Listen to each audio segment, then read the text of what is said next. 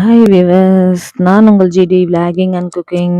இப்போ நம்ம என்ன பார்க்க போறோம்னா, சென்னாங்கூனின்னு சொல்லி ஒரு கருவாடு வகையான ஒரு கருவாடு தான் வந்து இப்போ நம்ம சமைக்க போறோம். அது வந்து ரொம்ப டேஸ்டா இருக்கும். பட் ஆனால் நிறைய மணல் இருக்கும். அதை பார்த்து க்ளீன் பண்ணணும். முதல்ல வந்து ஸ்டவ் ஆன் பண்ணி கடாய் வச்சுக்கோங்க. அதுக்கப்புறம் அந்த சென்னாங்கூனி கருவாடு அதில் போட்டு ஃப்ரை பண்ணி எடுத்துக்கின்னு சுட தண்ணியில் ஒரு 10 நிமிஷம் ஊற வைங்க. ஊற வச்சதுக்கப்புறம் நல்லா க்ளீன் பண்ணி வச்சுக்கோங்க. கடாயை வச்சு எண்ணெய் ஊற்றி கடுகு போட்டு வெங்காயம் போட்டு நல்லா வதக்கி எடுத்துக்கோங்க. கொஞ்சம் சால்ட் போட்டிங்கன்னா வெங்காயம் கொஞ்சம் சீக்கிரம் வதங்கிடும். அதுக்கப்புறம் பார்த்தீங்கன்னா தக்காளி போட்டு நல்லா மசிச்சு எடுத்துக்கோங்க.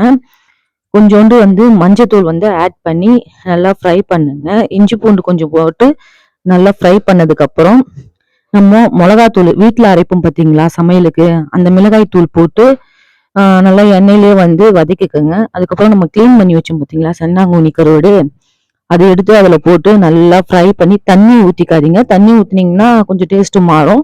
நல்லா எண்ணெயிலே பார்த்தீங்கன்னா நல்லா ஃப்ரை பண்ணிங்கன்னா ரொம்ப நல்லா டேஸ்ட்டாக இருக்கும். நம்ம நல்லா ஃப்ரை பண்ணி நல்லா சூடான சாப்பாட்டில் வச்சு கொஞ்சோண்டு கொத்தமல்லி தூவி இறக்கிக்குங்க. லாஸ்ட்டில் நான் சொல்ல மறந்துட்டேன், சாரி. கொஞ்சோண்டு கொத்தமல்லி தூவி இறக்கிட்டு நல்லா சூடான சாப்பாட்டில் வச்சு பிசைஞ்சு சாப்பிட்டிங்கன்னா அவ்வளோ டேஸ்ட்டாக இருக்கும்.